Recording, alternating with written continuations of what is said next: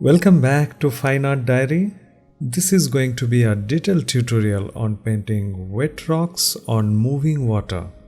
In the previous videos, many of you suggested that you want longer detailed tutorials, so here it is. I am going to complete it in 3 different parts. In the first tutorial, we are going to see how to do the block-in of the entire scene. In the second part, we are going to see how to do detailing of the stones or small rocks.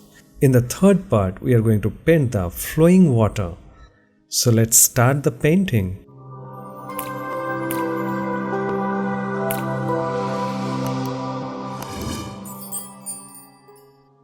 This is the color palette I am going to use today, starting with titanium white, Cad Yellow Medium, yellow ochre, crimson lake, deep magenta, brilliant purple, ultramarine blue, cobalt blue, Viridian, raw umber, and Payne's grey. For the surface, I am going to use this 16 by 12 inch 10 ounce canvas. Now let's jump into the painting. So first of all, I am going to give a thin wash throughout the surface.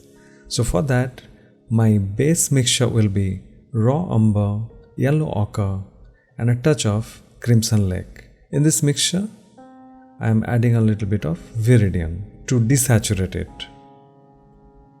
And I am applying the wash very thinly to the surface, you can see. I will keep the paint very transparent in the initial stage.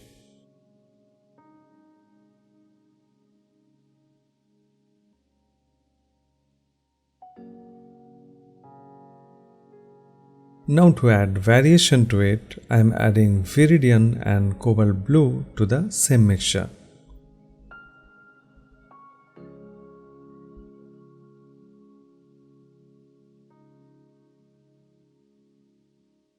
Mix the same mixture once again and continuing the wash.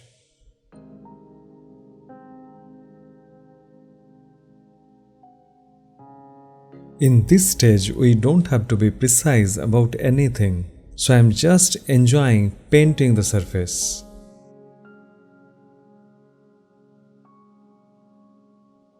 Let's add little more crimson to it, again to get variation.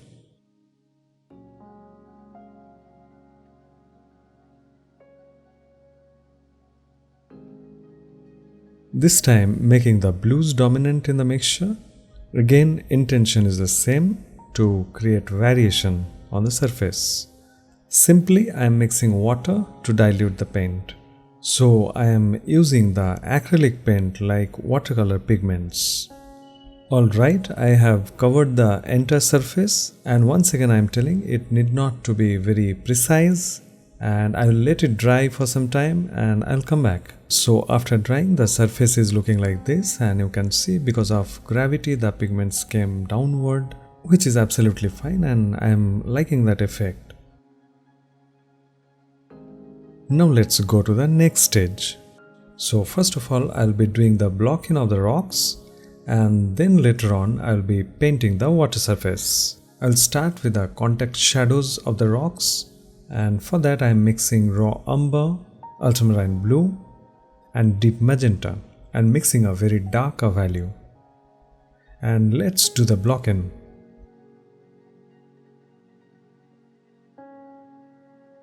Over here I am trying to visualize the position of the rocks.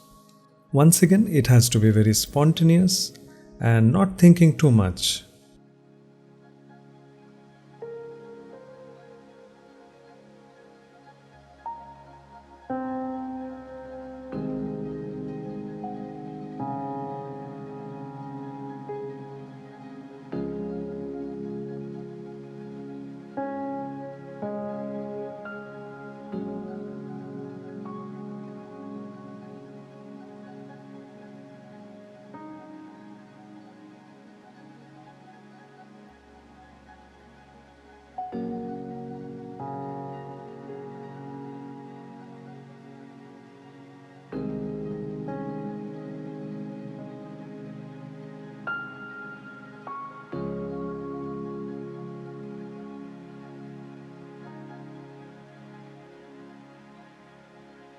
Alright, now let's add some rocks in this area, a big rock over here, and some rocks in these areas.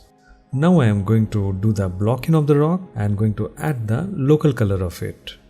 So adding brilliant purple, yellow ochre, crimson lake, cobalt blue, and titanium white, and making a kind of grey mixture. You can see this is a mid-value mixture, and later on I am going to add the light planes and the shadow planes. Now in the same mixture, adding more blue and titanium white, and you can see I created a different hue just to create a little variation. Going back to my previous mixture, and I am going to create some more rocky patterns.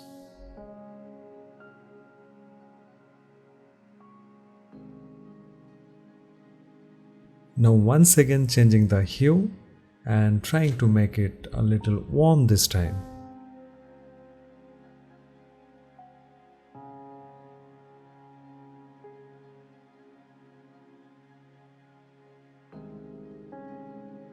You can see the hue is looking different, and like this I am going to do the blocking of all the other rocks by changing the hue of it a little bit, so that all the rocks will look different from each other. So the basic concept over here I am using is, I have made a base color, and then if I want the warmer tone I am mixing the yellows and crimson. If I want to make it a little bit cooler, I am using my blues. If I want to desaturate a little bit, I am mixing raw umber or Payen's gray. So that is the concept. In value, if I want to make it a little bit brighter, I will be mixing titanium white. If I want to make it a little bit darker, I am going to mix a little bit Payen's gray. That is how I am mixing all these colors. So you can guess, in this area I have added crimson lake with the mixture, and that is how I am getting the hue shift.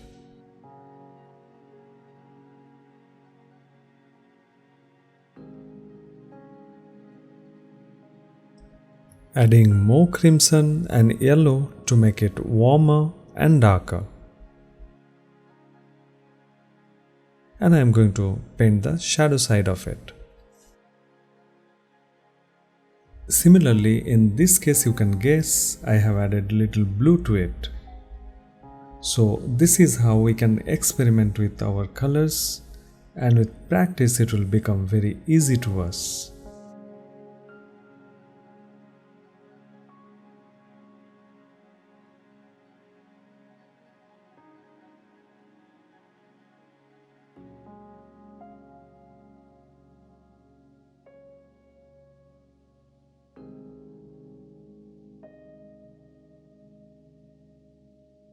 So I kept on adding crimson and yellow ochre with the mixture. Now let's go back to the base mixture I prepared previously, a kind of neutral grey. Let's add a couple of rocks here and there.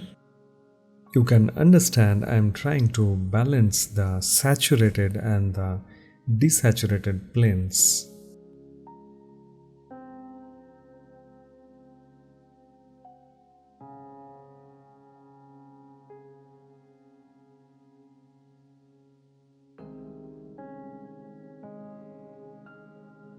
That's alright, now let's add some smaller shapes here and there.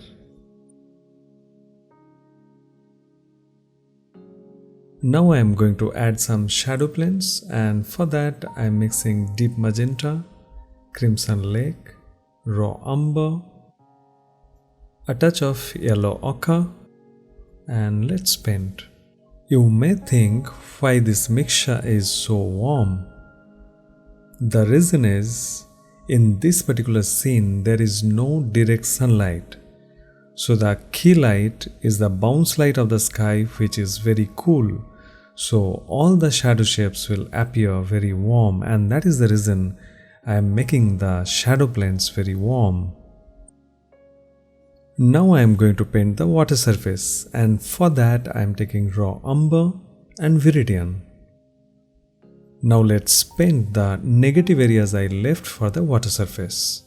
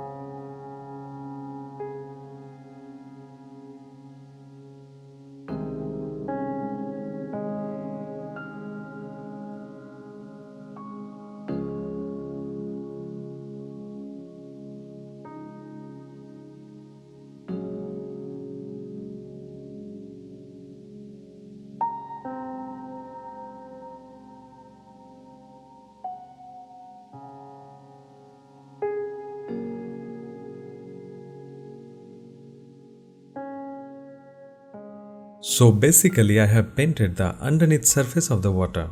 Now going back to the previous mixture, and this time I am going to give the suggestion of some stones and pebbles underneath the water surface. This time also I am painting very spontaneously and it should not be very precise.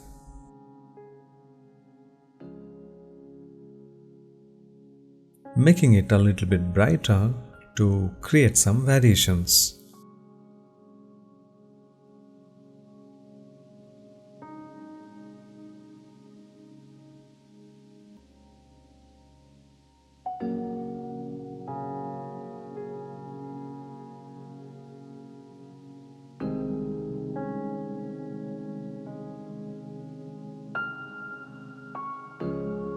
That's looking fine. Now going back to the darker mixture and let's create some shadow shapes underneath the stones.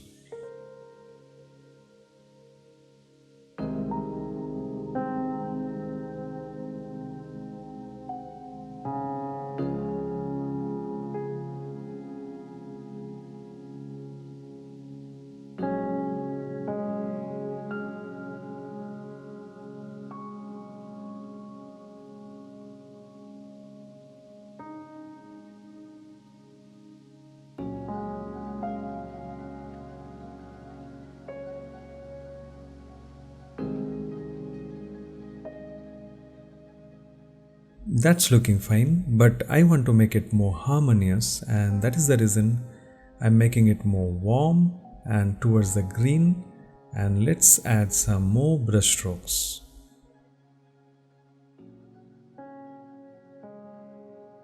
Okay, now let's mix titanium white and cobalt blue to give the suggestion of the reflection of the sky on the water surface. So these marks are only for the suggestion and later on I have to do it once again. For now these marks are just to understand how it is looking. Now it is a time for a glaze on the water surface, and for that I am using raw umber, Viridian and yellow ochre. And you can see the mixture is kind of an olive color. It has to be diluted enough and then only we'll be able to use it as glaze. So I am covering up the shape of the water surface, and this way the stones will look like it is underneath the water. This particular process is called glaze in painting. The underneath surface will be seen through the top layer of the paints.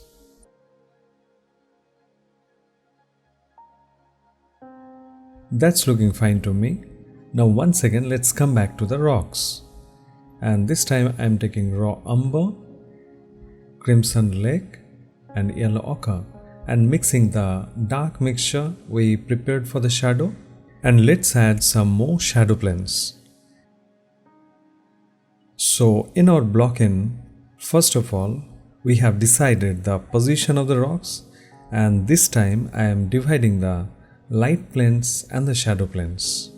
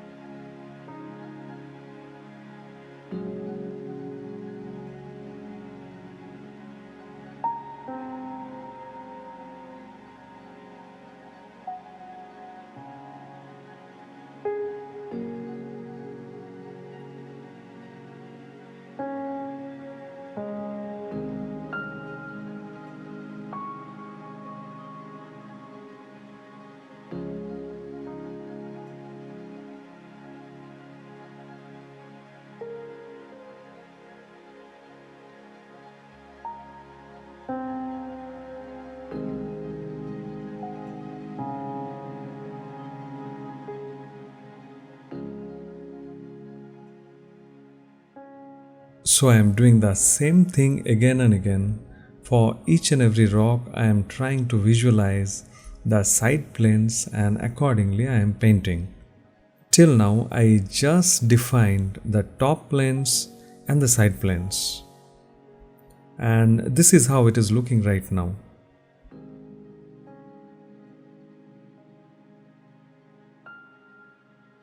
From a distance you can see it is becoming 3-dimensional on a 2-dimensional plane. And that is why blocking is so important. Let's come back to the palette. I am feeling like at the top left hand side corner, a small stone can improve the composition of this painting. So for that I am mixing raw umber, cobalt blue, crimson, yellow ochre and a touch of titanium white. And again I have mixed a kind of grey color, what I previously did, and let's make it a little brighter. And here it is.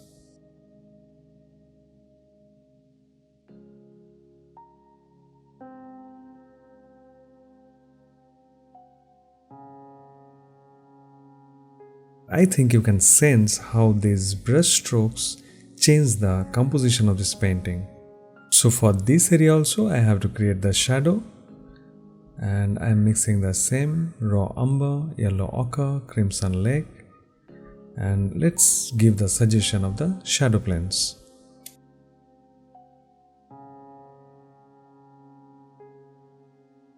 Adding the hints of the reflection of these stones.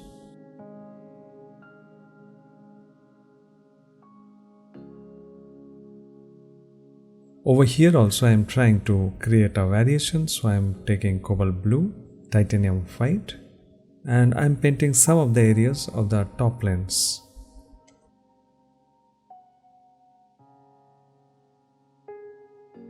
That's fine. Now let's break the shadow shapes even more. So I am using my same mixture, raw umber, yellow ochre, crimson lake, and let's paint some of the areas.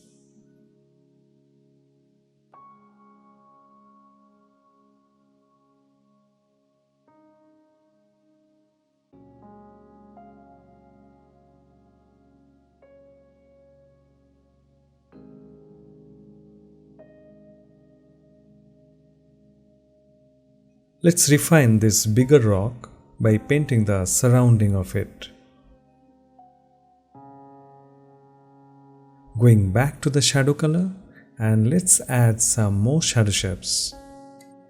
You can see I am breaking that shape and converting it into two different rocks. So for that I am mixing a totally different color.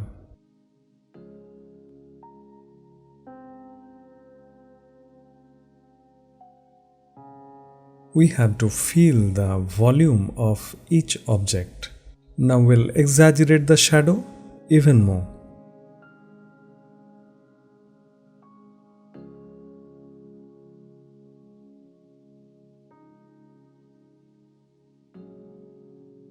That's alright. Now I am going to break the bigger shape into smaller shapes so that we can get the volume of the individual rocks.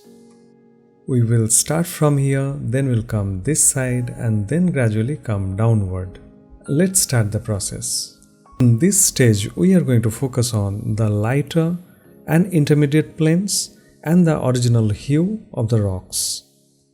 So I mixed a warm grey color and let's start the painting.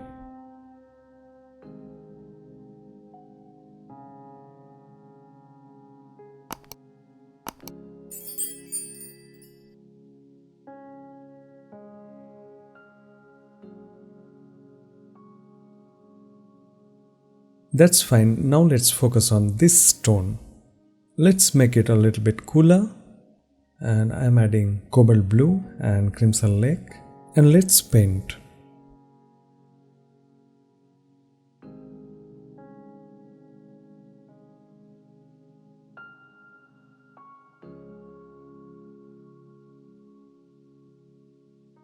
The other side of this plane can be a little more darker. So I'm adding a little bit of Cobalt Blue in it, and let's paint.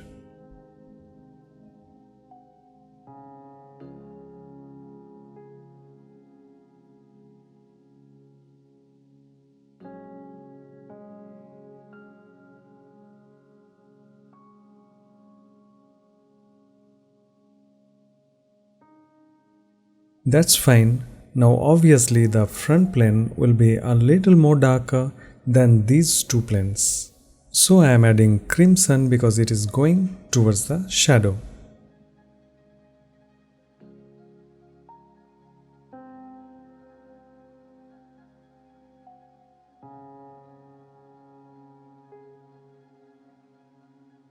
So with this concept, I am going to paint each and every rock shapes, but I will try to differentiate the hue of each and individual objects.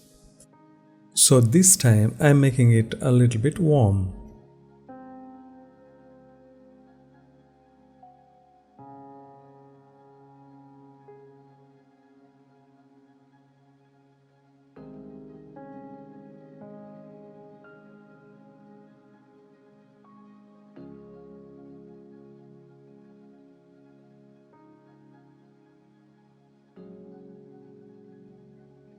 Now the wet part of this stone will be a little bit darker than this value, so making it darker.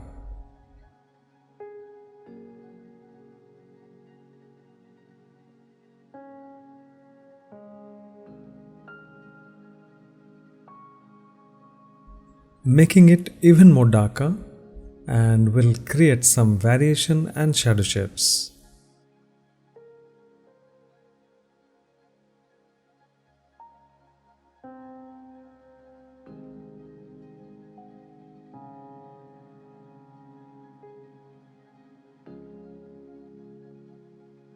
So for all the stones I am going to do the same, and I'll make it a little bit fast forward. Otherwise it is going to be a very lengthy tutorial.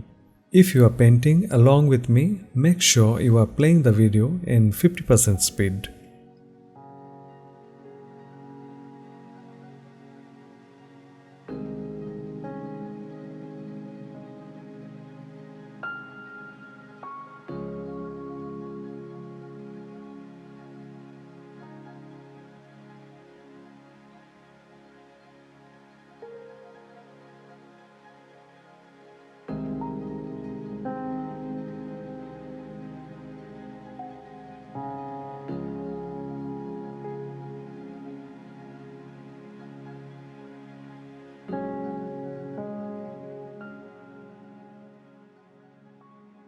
Over here you can notice by the brush strokes only I am trying to create the texture of the rocks.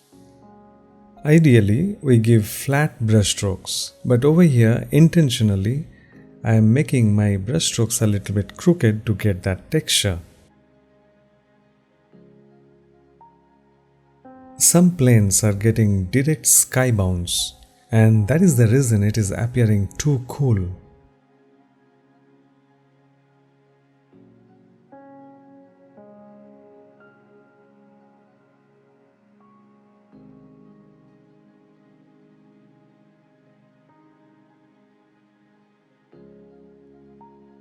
Now this shadow plane is getting bounce light from this rock and it will appear warm, will get some local color from this stone.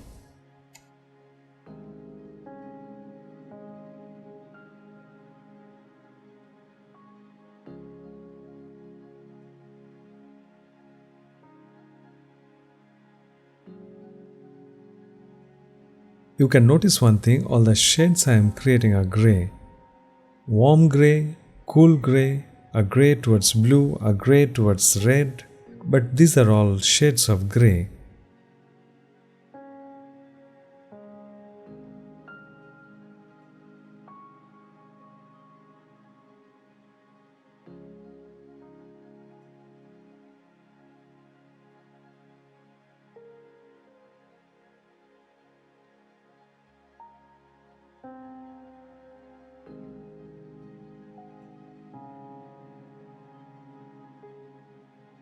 You can see I am trying to create some intermediate planes in between the shadow plane and the light planes.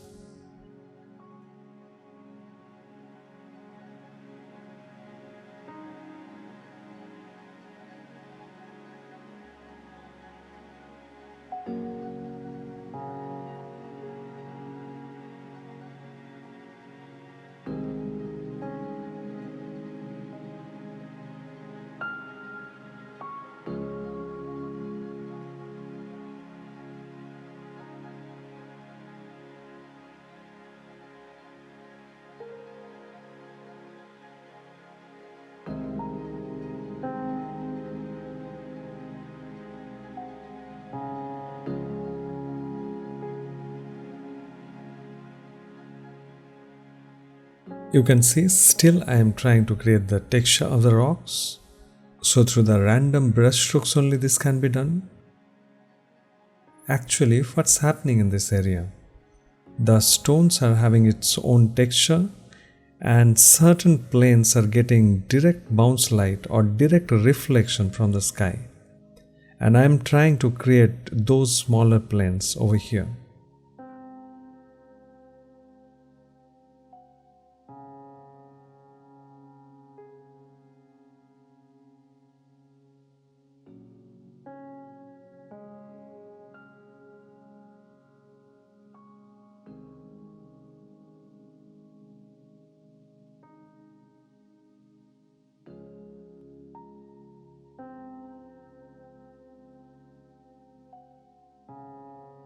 Over here, one thing to notice that every time I am painting a stone, I am shifting the hue a little bit.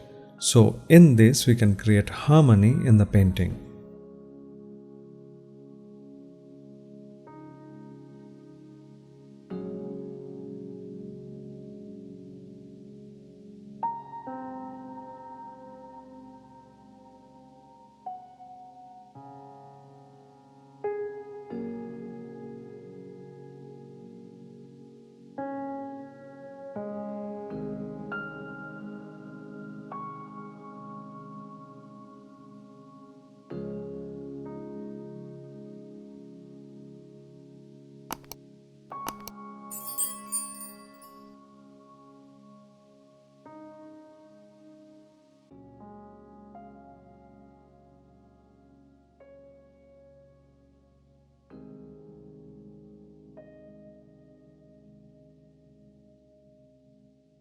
Over here, I am trying to add as much information I can put in those stones.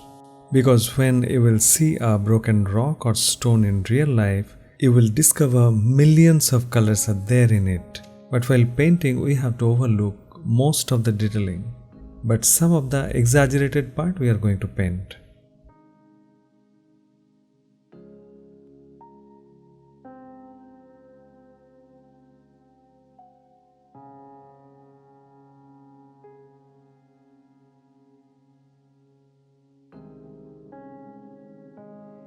In my initial block-in, all the top planes of all the stones are flat, which is monotonous to me.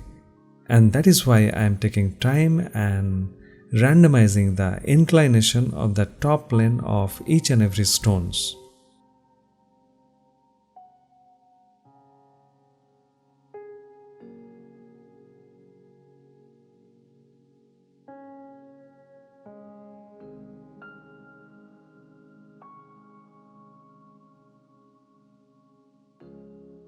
So while painting, again and again I am asking myself what different shape I can create so that all the stone shapes will look different and unique, and then only it will create the harmony. In this particular scene, all the objects are stones or broken rocks. So this is the way we can make things different.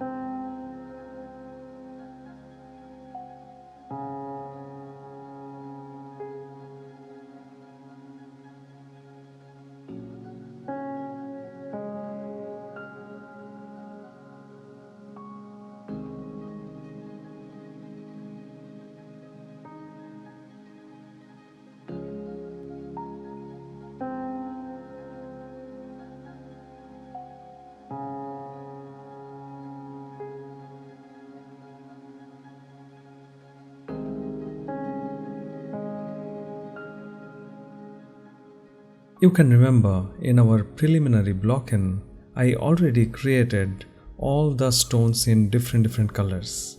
So right now I am taking the reference of that particular color and making it a little bit brighter or making it a little bit darker, and that way we should paint. A good painting will take time. We should not paint in a hurry. We should keep our patience, and until unless we are satisfied enough, we should keep painting. At the same time, this is also true, we should know where to stop, and we should not overdo anything.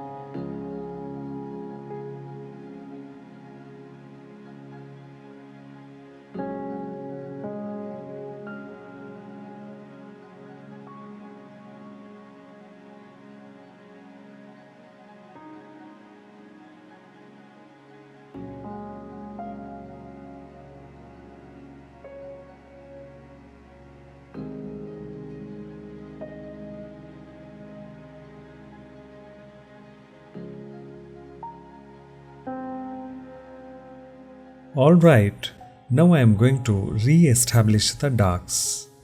Like in this area, over here, in this place, and also maybe in this area, so that we can increase the depth of this painting. Let's start painting.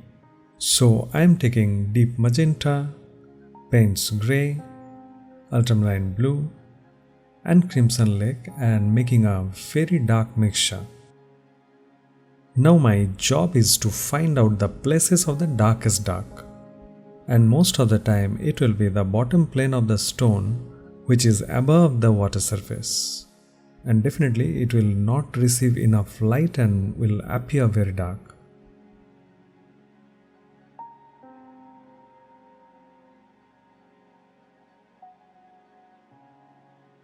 Two things are happening over here, you can see. One is increasing the depth, and second thing is increasing the contrast of this painting. So how I am dealing with this painting is, first I painted all the mid-tones, then I have come back for the darkest dark, and once again I will come back with the lightest light, and this way we will be creating a good contrast in this painting. You can see in this area with this dark how this bigger stone is pushed backward.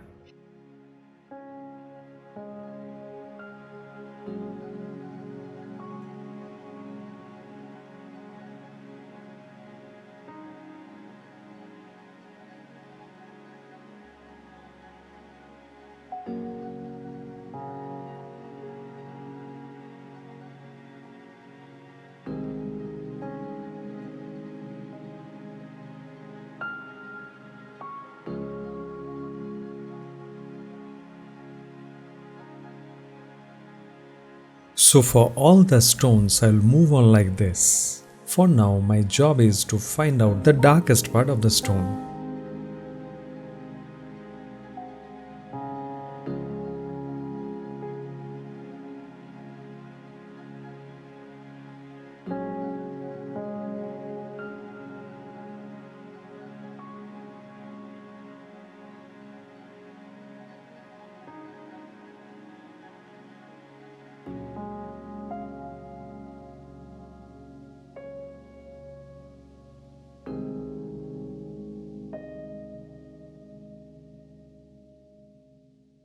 While doing the acrylic painting, if you come to know that you are going to use a particular color again and again and you have to mix it many times, then what can be done?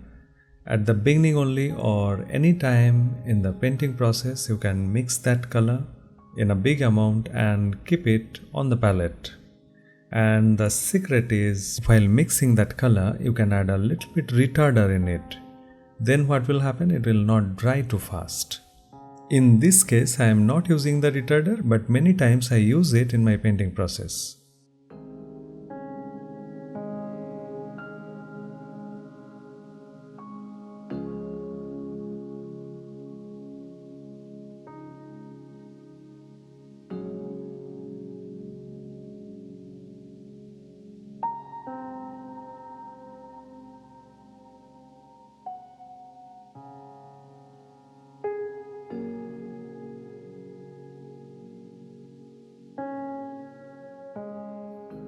While doing the acrylic painting, we all face one challenge, and that is the palette dries up too quickly. And many of you ask this question, how to keep the palette wet. So there are several answers of this question.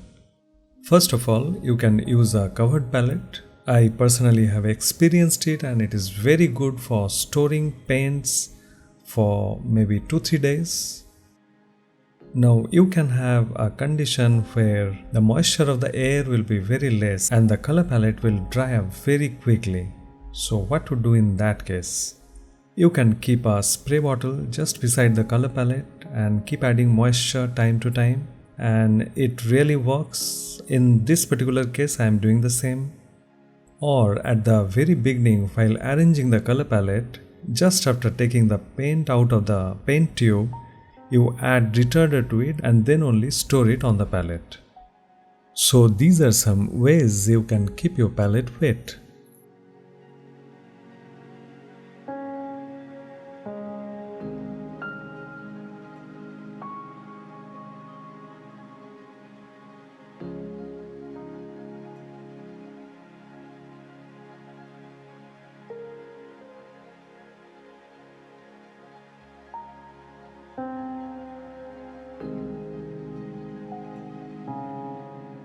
You can see I am still painting the shadow shapes, and I will be doing the same unless the shadow shapes of the entire painting is ready. So this part of the tutorial is very much important because this is the base of the entire structure of the detailing. So if I am doing anything wrong over here, doesn't matter how beautifully I have painted the detailing, it is going to look wrong. So our block-in has to be very perfect. The brush strokes of the block-in will look very loose. Actually, very spontaneously we are going to paint it, but at the same time I am taking care of each and every area.